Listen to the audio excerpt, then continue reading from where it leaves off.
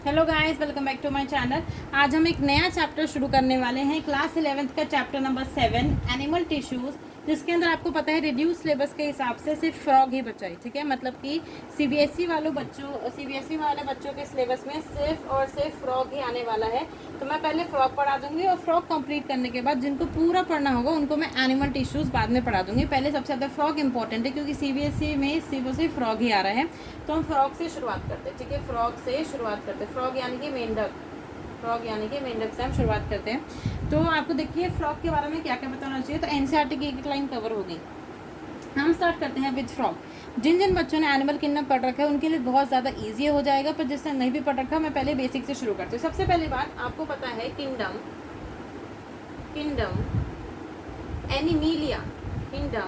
Animalia से belong करते हैं फ्रॉग। ठीक है, किंगडम आप जिनको नहीं पता वो इसको याद कर लीजिए। ठीक है, जिनको नहीं पता है इसमें कोई समझाने वाली चीज़ नहीं है।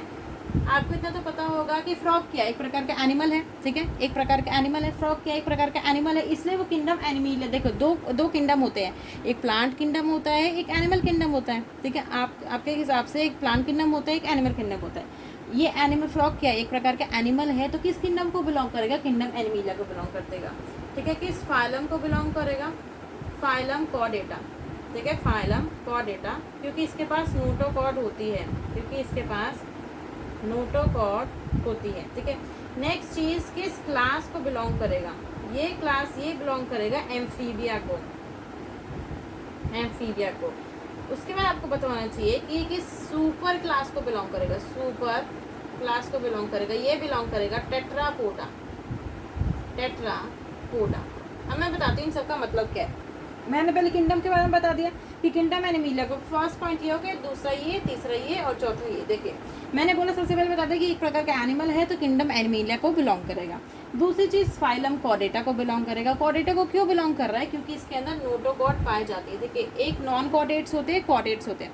नॉन कॉर्डेट्स के पास नोटोकॉर्ड नहीं पाए, मतलब नॉन कॉर्डेट्स जो होते हैं उनके पास नोटोकॉर्ड नहीं पाई जाती है और कॉर्डेट्स के पास नोटोकॉर्ड पाई जाती है। ठीक है, उसके बाद ये किस क्लास को बिलोंग करते हैं? क्लास एम्फीबिया को बिलोंग करते हैं। किस क्लास को बिलोंग करते हैं? क्लास एम्फीबिया को। देखिए एम्फीबिया के मतलब क्या होते हैं? एम्फी का मतलब होता है ड्वेल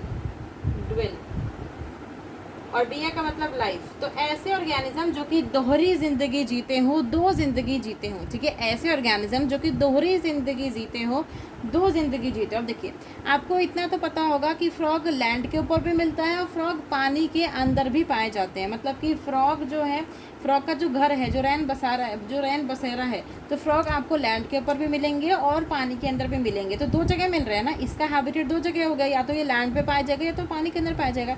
इसीलिए इसका एम्फीबियन में इसको डाला जाता है। ठीक है, एम्फीबियंस पे डाला जाता है क्योंकि इसकी डुअल लाइफ होती है, ये पानी के अंदर भी रह सकता है और लैंड के ऊपर भी रह सकता है। इसका सुपर क्लास टेट्रापोडा क्यों है? टेट्रा का मतलब मैंने आपको बताया था, जैसे टेट्रावैलेंसी, कार्बन टेट्रावैलेंट होता है, उसकी 4 वैलेंसी होती है। टेट्रा का मतलब होता है 4 और पोडा का मतलब होता है अपेंडेजेस। अब आपसे कोई पूछे कि फ्रॉग के कितने हाथ पैर होते हैं? 4 हाथ पैर होते हैं, है कि नहीं? 4 हाथ पैर होते हैं, इसलिए इसको सुपर क्लास टेट्रापोडा में डाला गया है। जैसे आपको पता है हम लोग के भी 4 ही हाथ पैर होते हैं, 2 हाथ और 2 पैर होते हैं। कुत्ते के भी 2 हाथ और 2 पैर होते हैं, इसलिए हम लोग टेट्रापोडा में आते हैं। ठीक है, हम लोग जो ह्यूमन बींग्स भी हैं वो भी सुपर क्लास टेट्रापोडा में आते हैं। तो ये तो जनरल इन्फॉर्मेशन थी जो आपको पता होनी चाहिए और इस पर क्वेश्चन आ सकता है। हम थोड़ा आगे बढ़ते हैं। इसके बाद आपको पता होना चाहिए अबाउट द, मतलब जनरल की फ्रॉग के बारे में क्या क्या चीज़ें पता होनी चाहिए। फिर इसके बाद हम फ्रॉग की मोर्फोलॉजी के बारे में पढ़ेंगे। देखिए फ्रॉग के बारे में आपको सबसे पहली बात जो पता होनी चाहिए, मैंने फाइलम वाली बात बता दी कि फ्रॉग यहाँ का आपको लिखना है कि frog can live in both land and in fresh water. मतलब मैंने बोला frog can live in both land and in fresh water, तो आपको बोथ टर्म याद रखना है, फ्रेश वाटर। ऐसा क्यों? देखो मैंने आपको बताया फ्रॉग एम्फीबियंस को बिलोंग करते हैं, इनकी डुअल लाइफ होती है, यानी कि दोहरी जिंदगी जीते हैं। लैंड पे भी पाए जाएंगे और पानी के अंदर भी। देखिए लैंड पे भी पाए जाएंगे और पानी के अंदर भी। अगर आपसे कोई पूछे कि मरीन वाटर, समुद्री पानी में पाए जाएंगे कि फ्रेश वाटर, जैसे लेक्स होती है, पॉन्ड पाए जाते हैं, तो आपने देखा होगा, अपनी मूवीज़ में भी देखा होगा, तो फ्रॉग ज़्यादातर कभी भी आपको समुद्र के अंदर फ्रॉग नहीं दिखाई देते। मतलब समुद्र के अंदर फ्रॉग मिलते ही नहीं है आपको। पॉन्ड के अंदर, लेक के अंदर, यहाँ पर आपको जो है फ्रॉक्स देखने के लिए मिलते हैं रिवर्स के अंदर, इन जगहों पे जहाँ पर फ्रेश वाटर होता है वहाँ पर आपको फ्रॉक्स देखने के लिए मिलते हैं। इसलिए सबसे पहला टर्म जो एनसीईआरटी में दे रखा है वो दे रखा है, सबसे पहले लाइन जो एनसीईआरटी की दे रखी है कि frog can live in both land and in fresh water.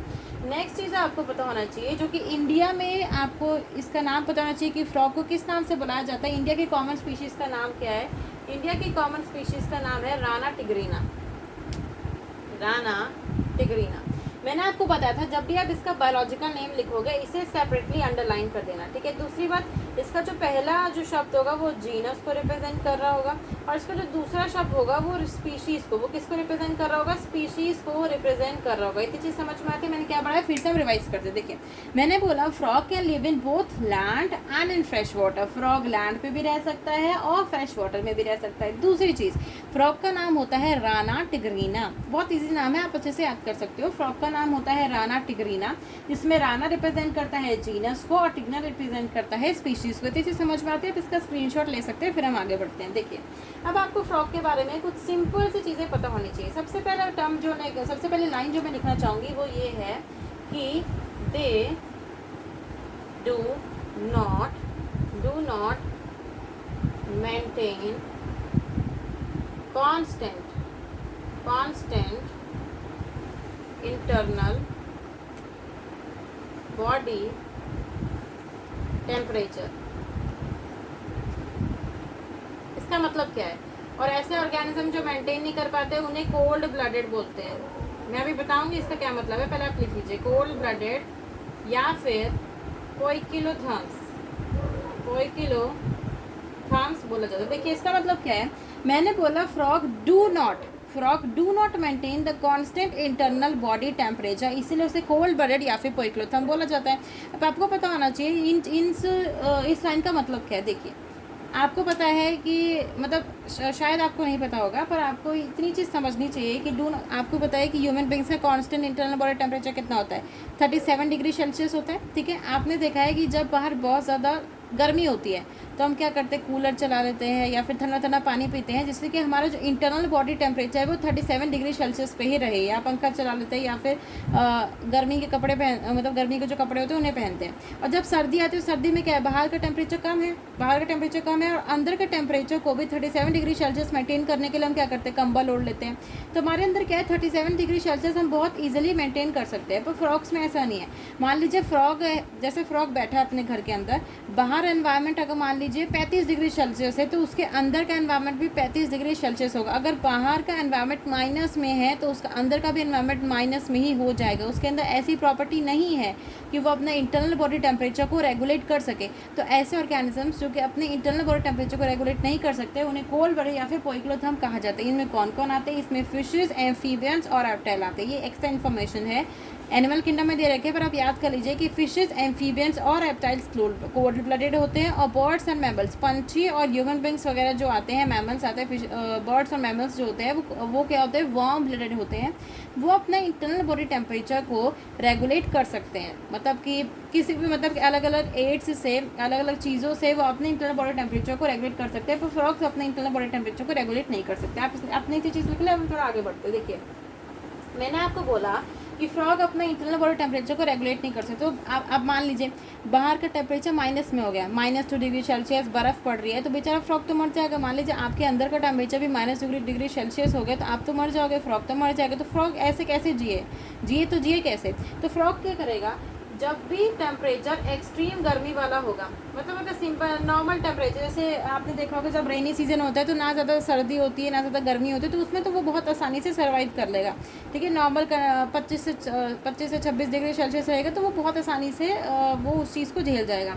पर जब extreme summer and extreme winter का केस आएगा, जब भी एक्सट्रीम समर या फिर एक्सट्रीम विंटर का केस आएगा तो पता है वो क्या करेगा? जब भी एक्सट्रीम समर और एक्सट्रीम विंटर का केस आएगा वो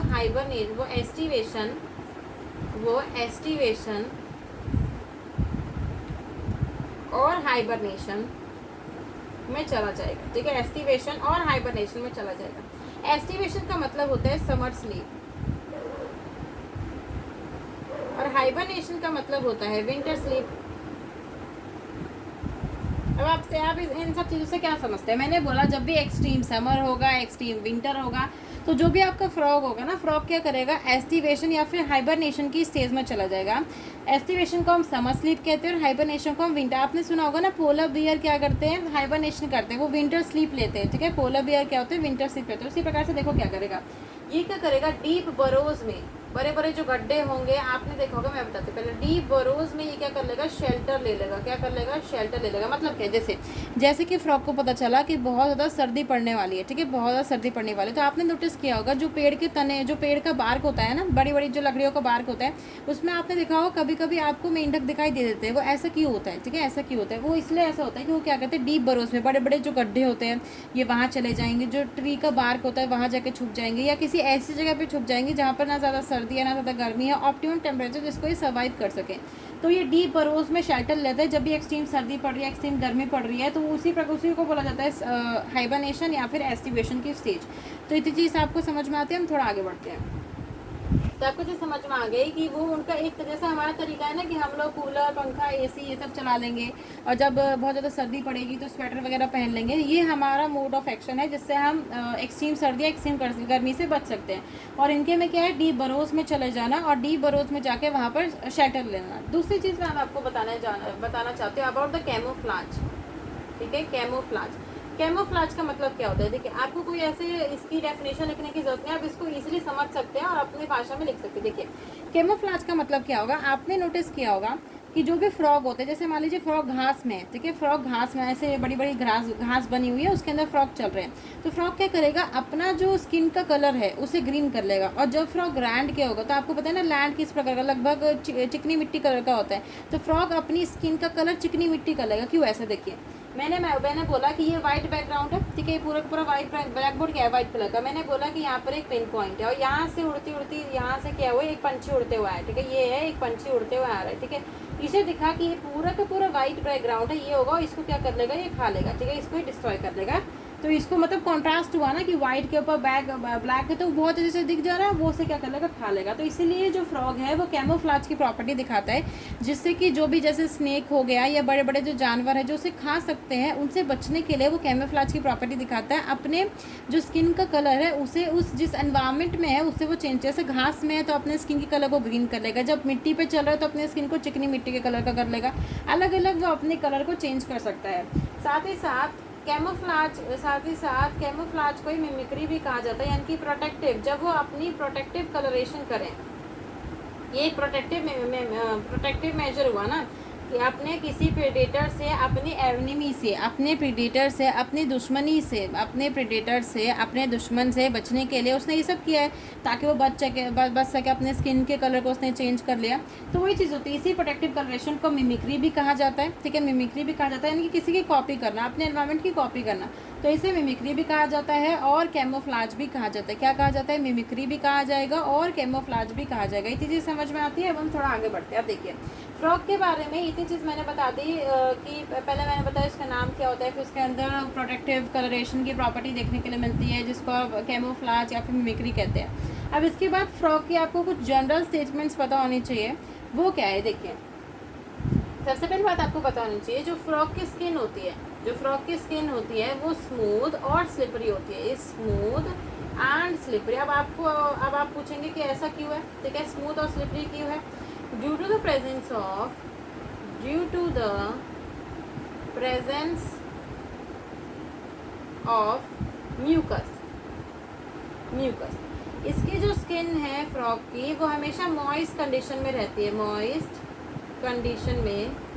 ऐसा क्यों, मैं बताती हूँ। देखिए जब भी आप क्या करना, जब भी आपको फ्रॉग वैसे ऐसे बोला, आपको वैसे डर लगेगा, लेकिन आप क्या करना, फ्रॉग की कभी आप स्किन को देखना, ठीक है, गूगल पे भी देख सकते हो, स्किन को देखो, आपको हमेशा वो थोड़ी गीली और चिपचिपी दिखाई देगी, वो थोड़ी गीली और चिपचिपी दिखाई देगी। ऐसा क्यों, मैंने आपको बताया कि स्मूथ और स्लिपरी क्यों है, गीली नहीं, वो चिपचिपी क्यों है, क्योंकि उसके ऊपर क्या है, म्यूकस पाए जा रहे हैं। चिपचिपी है क्योंकि उसके ऊपर म्यूकस पाए जा रहे हैं। चीज़ तो समझ में आती है कि चिपचिपी है क्योंकि उसके ऊपर म्यूकस पाए जा रहे हैं। मैंने बोला स्किन उसके मॉइस्ट क्यों है, ठीक है, मतलब गीली क्यों है, गीली पता है उसकी स्किन किस लिए होती है, जब इसके मतलब कि नेक्स्ट लेक्चर में आप देखेंगे, जब मैं इनकी एनाटॉमी के बारे में पढ़ाऊंगी कि डाइजेस्टिव सिस्टम कैसा होता है, रेस्पिरेटरी सिस्टम कैसा होता है, एक्सक्रीटरी सिस्टम कैसा होता है, तो उसमें आप जानेंगे कि जो फ्रॉग लैंड के ऊपर रहते हैं वो अलग मोड से रिस्पायर करते हैं, और जो फ्रॉग पानी के अंदर रहते हैं वो अलग मोड से रिस्पायर करते हैं। जो फ्रॉग पानी के अंदर रहते हैं वो अपनी स्किन, जो उनके ऊपर की स्किन है ना, वो उसी को एज अ रेस्पिरेटरी ऑर्गन, जैसे हमारे, आपको इतना तो पता होगा कि हमारे अंदर फेफड़े होते हैं, लंग्स होता है रेस्पिरेटरी ऑर्गन, पर जो फ्रॉग पानी के अंदर पाए जाते हैं वो स्किन को अपना एक रेस्पिरेटरी ऑर्गन बना देते हैं, और फिर स्किन से डिफ्यूजन की प्रोसेस करते हैं और O2 CO2 का एक्सचेंज करते हैं। तो जब O2 और CO2 का एक्सचेंज हो है तो जो मीडियम है उसे क्या होना चाहिए, गीला होना चाहिए, इसलिए उनकी स्किन क्या होती है, स्लिपरी होती है, मतलब कि थोड़ी गीली और चिपचिपी उनकी स्किन देखने के लिए मिलती है। तो ये टर्म बहुत ज़्यादा इंपॉर्टेंट है कि उनकी स्किन जो है वो स्मूथ और स्लिपरी होती है due to the presence of mucus, and skin हमेशा ही मॉइस्ट कंडीशन में रहती है ताकि ज़्यादा से ज़्यादा CO2 और O2 का एक्सचेंज हो सके। ठीक है, नेक्स्ट पे चलते हैं, आप इसको नोट डाउन कर सकते हैं। नेक्स्ट आपको चीज़ जो याद होनी चाहिए कि about the dorsal side and the ventral side. देखो मैं आपको बताती हूँ डोर्सल साइड और वेंट्रल साइड। जो बेली रीजन होता है जहाँ पर आपका स्टमक प्रेजेंट है वो होता है वेंट्रल साइड, वेंट्रल साइड।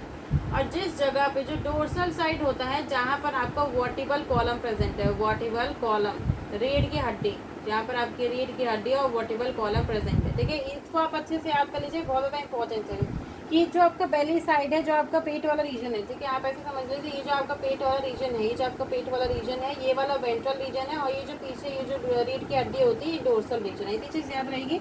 फिर मैं आपको बताती हूँ कि फ्रॉक्स में क्या देखने के लिए मिलता है। फ्रॉक्स में भी कुछ इस प्रकार का होता है।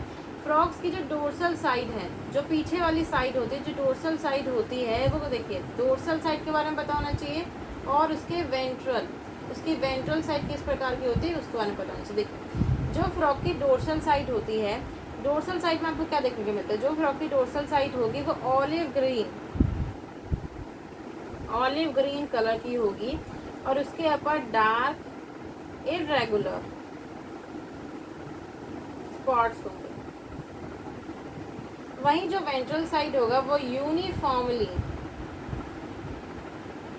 पेल येलो कलर का होगा। ठीक है, मैंने बोला फ्रॉक के अंदर जो आपका डोर्सल साइड होगा, वेंट्रल साइड होगा, उसमें आपको क्या देखने को मिलेगा। फ्रॉक के अंदर जो उसकी डोर्सल साइड होगी वो ऑलिव ग्रीन कलर की होगी। किस कलर की होगी, ऑलिव ग्रीन कलर की होगी, जो उसका पीछे वाला साइड है, और उसके ऊपर डार्क इरेगुलर स्पॉट्स, देखो ये होते हैं रेगुलर स्पॉट्स, इसे कहते हैं सर्कल सर्कल सर्कल, ये होते हैं रेगुलर स्पॉट्स। इरेगुलर स्पॉट्स का मतलब कोई ऐसे है तो कोई ऐसे है, कोई ऐसे है तो कोई ऐसे है, ये होते हैं इरेगुलर स्पॉट्स। और जो उसका वेंट्रल साइड होगा वो यूनिफॉर्मली पेल, मतलब कि येलो कलर, तो लाइक ब्राइट येलो कलर होता है। ठीक है, ब्राइट येलो कलर नहीं, पेल येलो कलर, मतलब कि हल्का से येलो कलर होगा। उस प्रकार की उसकी डोर्सल साइड और दी वेंट्रल साइड देखने के लिए मिलती है। तो ये समझ में आती है। ठीक है, उसके बाद एक लास्ट स्टेटमेंट मैं बताना चाहती हूँ, इसको आप बड़ा बड़ा लिख सकते हैं कि frogs do not drink water. ठीक है, आपको पता है कि फ्रॉक्स पानी के अंदर रहते हैं, तो आप सोचोगे कि जो उसकी पानी की पूर्ति है वो क्या करेगा, पानी पी लेगा, और वो अपनी जो भी उसे प्यास लग रही होगी उसे बुझा लेगा, पर ऐसा नहीं है। Frogs do not drink water, तो वो क्या करेंगे, क्या वो पानी के बिना रह लेंगे? नहीं, कोई भी ऐसा जीव जंतु नहीं जो कि पानी के बिना रह सकता है। तो frogs do not drink water but, ठीक है, but absorb through their skin.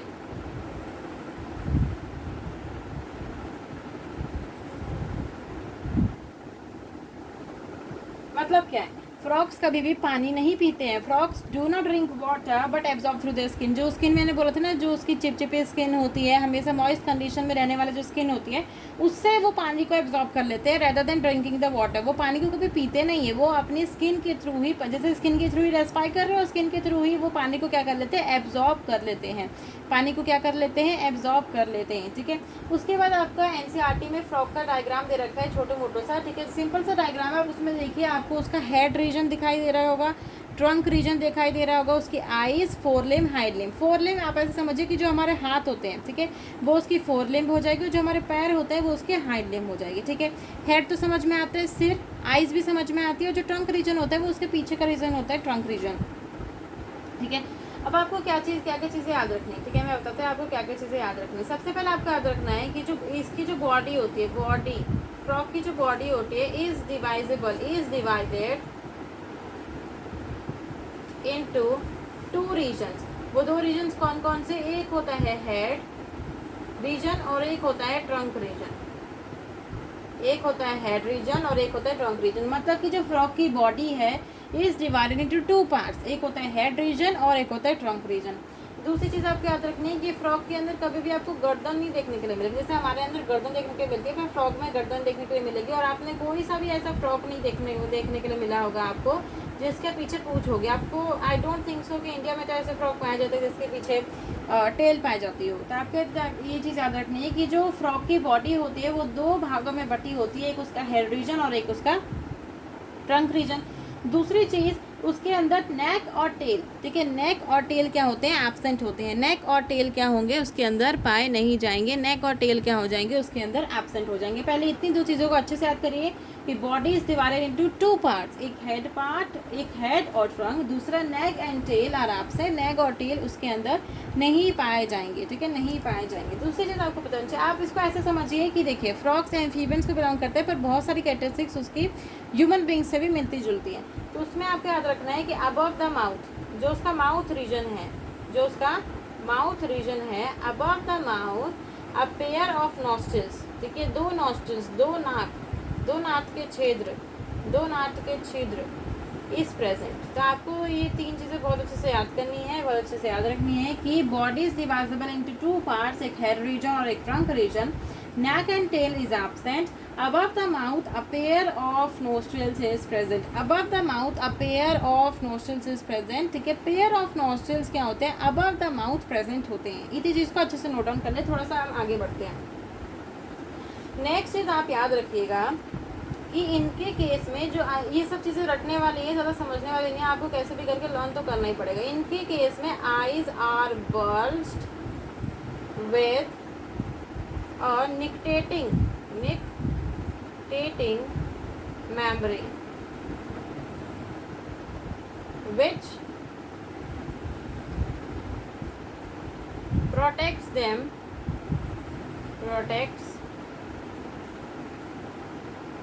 while they are in water। अब देखिए इसका आपको मतलब समझ में आना चाहिए। देखिए मैंने बोला उनकी आईज बल्ज्ड होती है। बल्ज का मतलब आपने जब इनकी आंखें देखी होगी तो इनकी आंखें कुछ ऐसे बाहर निकली होती है, ठीक है, बिल्कुल ऐसे बाहर निकली होती है। अब आईज देखिएगा, इनका जो इनकी आईज देखने के लिए मिलती है वो बाहर निकली होती है, बाहर की तरफ उभरी हुई होती है, इसलिए आईज आर बल्ज लिखा है विद अ निक्टेटिंग मेम्ब्रेन। इनकी आंखों में एक प्रकार का निक्टेटिंग मेम्ब्रेन पाया। आपने नोटिस किया होगा ना कि कभी आप बाल्टी के अंदर अपना मुंह डाल के रखना, जब आप बाल्टी के अंदर अपना मुंह डाल के रखेंगे तो आप बहुत देर तक अपनी आंखों को खुला नहीं रख सकते, ठीक है, आपकी आंखें धीरे धीरे बंद होने लगेंगी, आंखों में पानी जाने लगेगा, ठीक है, जिससे आपको बहुत ज़्यादा परेशानी होगी।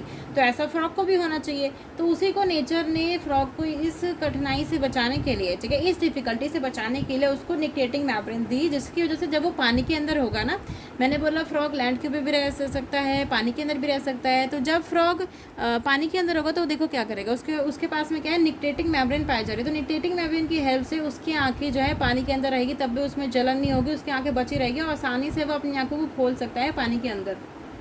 तो वही बात है कि इसमें आप नोट डाउन कर लीजिएगा कि इनकी आंखें बल्ज्ड होती है और दूसरी बात इनके पास निक्टेटिंग मेम्ब्रेन पाया जाता है। दूसरी बात इनके पास निक्टेटिंग मेम्ब्रेन पाया जाता है, ठीक है, इतनी चीज़ आपको याद रहेंगी। फिर आपको नेक्स्ट चीज़ याद रखनी है।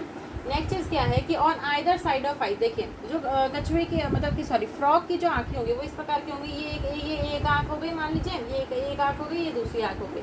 आपको पता है कि जैसे ह्यूमन बींग्स में भी ये दो आंखें होती है, ये नाक होती है, इनके में भी ऐसा होगा, ये दो आंखें हो गई, इधर की साइड ये इसके ईयर्स हो गए। तो वही मैं टर्म लिखने वाली हूँ कि on either side of eyes, on either side of eyes, on either side of eyes and membranous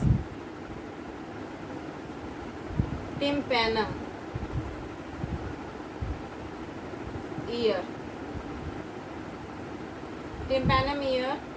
which receives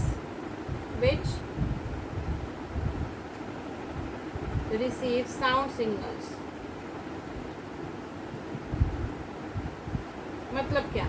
on either side of eyes, मैंने बोला ना, ये अगर ये दो आंखें हैं तो इधर की साइड दो कान पाए जाएंगे। पर देखो हमारे अंदर और इनके कानों में क्या डिफरेंस है, हमारे में भी टिम्पैनम है पर हमारे पास पिन्ना भी पाया जाता है, ठीक है। ये जो आपको ऊपर की जो बाहर दिखती है वो पिन्ना होता है, पर इनके में पिन्ना नहीं पाया जाता। तो इसलिए in other side of eyes and membranes tympanum represents the year which receives the sound signals, ठीक है। ये लास्ट पॉइंट है, इस लेक्चर को अभी हम एंड कर देंगे। इसको अच्छे से आप पढ़ लीजिएगा कि on either side of eyes and membranes tympanum year which receives the sound signals. तो मॉर्फोलॉजी में अभी कुछ और पॉइंट्स भी रह रहे हैं, उसको हम नेक्स्ट लेक्चर में कवर करेंगे। अभी आप इन इतने ही पॉइंट्स को बहुत अच्छे से लर्न कर लीजिएगा, ठीक है। लगभग मैंने 15 to 16 पॉइंट्स बताए हैं, उसका आप अच्छे से लर्न कर लीजिएगा। अच्छे से फाइलम और सुपर क्लास के बारे में अच्छे से लर्न कर लीजिएगा। वो एनिमेलिया में भी आपको बहुत ज़्यादा हेल्पफुल रहेगा। At the end please subscribe to my channel, like भी करिए, शेयर भी करिए और सब्सक्राइब भी ज़रूर कर दीजिएगा। Thank you.